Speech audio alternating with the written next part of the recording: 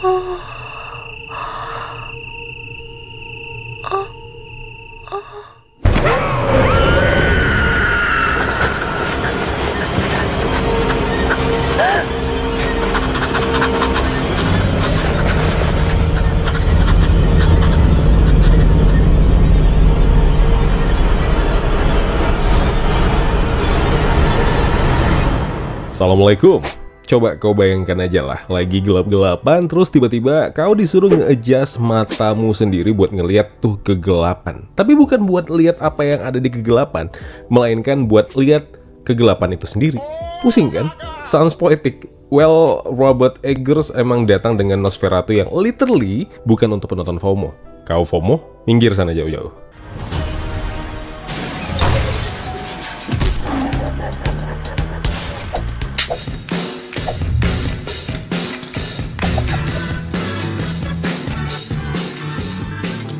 Ya, jangan karena berulang kali di request film ini untuk bisa tayang di Indonesia, kemudian muncul review positif dari bule-bule luar sana yang duluan nonton, terus kalian akhirnya jadi si paling pinishirin bingit dan yakin bakal demen sama ini film. Kata gua mah mending mikir lagi, selain nih film demennya gelap-gelapan, filmnya juga demen banget dengan senang hati membuat kalian kesal setengah mati karena harus melawan kantuk. Pecinta horor lokal, hush, jauh-jauh kalian. Disutradarai oleh Robert Eggers, Nosferatu adalah kisah horor gotik tentang obsesi mematikan Count Orlok yang diperankan Bill Skarsgård, makhluk haus darah dari Transylvania, dan dia terpikat oleh Ellen Hodder yang diperankan Lily Rose Depp. Jadi dia rela mengorbankan segalanya demi memiliki si Ellen ini. Setelah suaminya Thomas yang diperankan Nicholas Hoult dikirim ke Transylvania untuk menyelesaikan transaksi real estate dengan Orlok, ia pun mulai menyadari kengerian yang mengintai. Sementara itu, si Ellen sendiri yang sejak awal memiliki hubungan supranatural dengan Orlok, perlahan terseret ke dalam cengkeraman makhluk itu ketika si Orlok membawa wabah kematian ke Jerman. Ellen dan sekutunya pun merancang rencana berbahaya untuk menghentikannya. So, dalam pengorbanan tragis, si Ellen menyerahkan dirinya kepada Orlok untuk menghancurkannya dan mengakhiri teror sang vampir sekaligus mengorbankan nyawanya sendiri. Pacing yang santuy banget, sampai lupa waktu. Film ini berjalan dengan ritme yang super slow burn. Bahkan lebih slow dari nunggu chat dari gebetan yang online doang tapi nggak bales-bales. Anjing. Dengan durasi 130-an menit kalau nggak salah, boleh koreksi. Ini adalah pengalaman sinematik yang kayak lagi direndam di air es. Lo bisa ngerasain betapa imersifnya suasana yang dibangun, tapi buat yang nggak sabar, bisa jadi ini terasa kayak maraton tanpa garis finish. Orlok yang nggak seberapa dominan. Kalau kalian expect Count Orlok yang diperankan Bill Skarsgård bakal jadi bintang utama dan nunjukin aksi vampir sadis, siap-siap kecewa. Eggers lebih memilih buat menjadikan Ellen sebagai pusat cerita di film ini, dengan Orlok yang lebih sering jadi bayangan misteriusnya. Mungkin ini keputusan artistik yang keren, tapi bagi beberapa orang, vampir yang kurang spotlight itu bisa terasa kayak pesanan burger tanpa patty. Eksperimen visualnya bisa jadi terlalu artsy. Sinematografinya memang bikin film ini kayak lukisan gotik yang hidup. Tapi buat yang nggak biasa sama estetika film Eggers, bisa jadi terasa kayak overkill. Ada momen-momen yang terlalu abstrak dan lebih ke arah seni tinggi daripada film horor konvensional. Jadi buat kalian yang suka narasi lebih straightforward, film ini bisa terasa kayak PR buat dipahami. Terutama untuk kalian penonton film horor lokal, yang udah jelas standarnya jauh di bawah film Nosferatu ini. Kemudian soal dialognya yang minim banget, bikin kalian harus fokus ekstra. Film ini bukan tipe yang bakal ngejelasin semuanya lewat dialog. Nah, Eggers lebih suka ngelempar simbolisme dan ekspresi wajah buat nyeritain alurnya, which is good.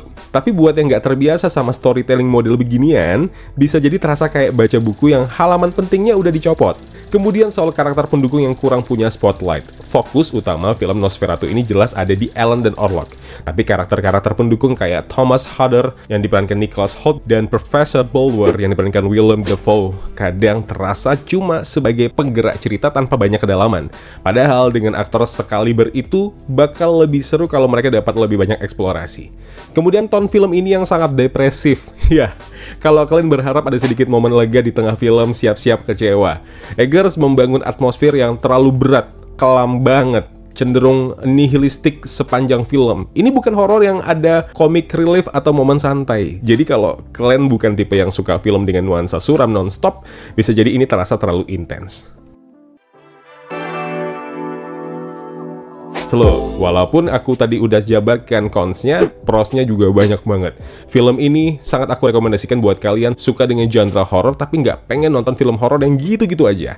Nosferatu punya sinematografi yang gila banget. Jujur, nggak banyak film yang bisa bikin suasana gothic jadi terasa sedalam ini. Eggers ini benar-benar memanfaatkan cahaya, bayangan buat ngebangun atmosfer yang nggak cuma serem tapi juga beautiful.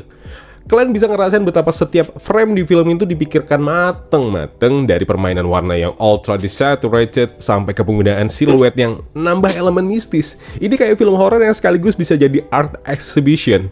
Kemudian Lily Rose Depp yang nggak cuma cantik tapi juga gokil aktingnya. Ellen Hutter yang diperankan Lily Rose Depp bukan cuma karakter damsel in distress, tapi lebih ke sosok perempuan yang berada di persimpangan antara ketakutan dan hasrat terlarangnya.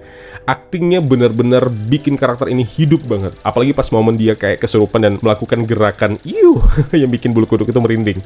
Ini kalau ditonton di bioskop, ya udahlah, kalian akan ngelihat experience-nya seperti apa. By the way, aku nontonnya nggak di bioskop karena aku tahu persis film ini kalau tayang di bioskop banyak sekali yang disensor. Saya kan ingin melihat secara utuh Ellen Hutter di situ. Kemudian horor yang filosofis dan juga penuh makna. Ini bukan horor yang sekedar menakut-nakuti, tapi lebih ke horor psikologis yang ngajak kalian bertanya, apakah kita takut sama monster? Atau kita takut karena kita sadar kita juga bisa jadi monster itu sendiri? Nah, Eggers berhasil mengangkat tema repression, desire, atau patriarki dalam satu paket horor yang bikin mikir lama setelah film selesai. Kemudian sound design yang bikin merinding tanpa perlu ada jump scare. Yes, kalau kalian berharap ada jump scare di film ini, nggak ada men. Nggak kayak gitu konsep film horor. Nggak selalu film horor itu harus ada kejut-kejutannya, enggak. Tapi, salah satu kekuatan film ini adalah penggunaan sound yang efektif. Alih-alih ngagetin kalian sebagai penonton dengan suara keras tiba-tiba, khas Indonesia banget, si Eggers ini malah lebih suka ngebangun ketegangan lewat suara-suara latar yang bikin suasana makin mencekam. Dari desir angin sampai langkah kaki yang samar-samar. Kemudian referensi ke film klasik yang dibikin elegan. Buat yang ngefans sama film Nosferatu tahun 1922 kalau nggak salah, nah Eggers banyak menyisipkan homage yang subtle tapi impactful. Dari pencahayaan yang ekspresionis sampai framing shot yang mengingatkan kita ke film aslinya. Semua dilakukan tanpa terasa kayak remake yang malas. Yang penting remake aja. Kalian bisa contoh film-film apapun yang hasil remake tapi malah zonk. So, Nosferatu versi Eggers adalah pengalaman sinematik yang bukan buat semua orang, khususnya penonton Indonesia yang demen banget sama film horor lokalnya. Nggak kayak gitu men, nggak kayak gitu. Kau nggak usah banyak berharap lah. Ini bukan horor popcorn yang bisa kalian tonton sambil setengah fokus main handphone, nggak bisa. Ini adalah film yang nuntut kalian semua buat nyemplung ke dalam dunia gotik yang depresif, erotis, menghipnotis sekaligus. Jadi bagi yang bisa menikmati gaya storytelling Eggers yang penuh dengan simbolisme dan atmosfer kelam ini adalah masterpiece yang nggak bisa dilewatkan. Tapi buat kalian yang berharap horor vampir, penuh aksi, kengeriannya yang langsung, mungkin ini akan jadi terasa lebih seperti, apa ya, perjalanan panjang yang sangat melelahkan. Kalau kalian suka dengan review ini, silahkan like videonya. Kalau nggak suka, dislike pun boleh. Silahkan juga untuk share pendapat kalian di kolom komentar. Siapa tahu yang udah nonton versi ilegalnya, nggak diajarin. Coba ya tahu sendirilah ya. Atau mungkin udah nonton nih di bioskop, boleh share pendapat kalian. Ada sensor nggak sih? Dan jangan lupa juga untuk subscribe channel Kawan Review, biar makin berkembang lagi, biar makin banyak konten dari channel ini. I love you full, terima kasih untuk dukungan kalian semua. Kalau begitu aku Zain pamit undur diri, kita ketemu lagi di video berikutnya. Wassalamualaikum.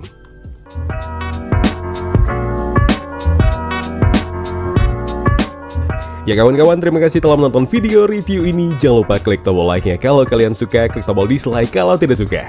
Klik juga tombol subscribe dan bel notifikasinya biar nggak ketinggalan review-review film terupdate lainnya.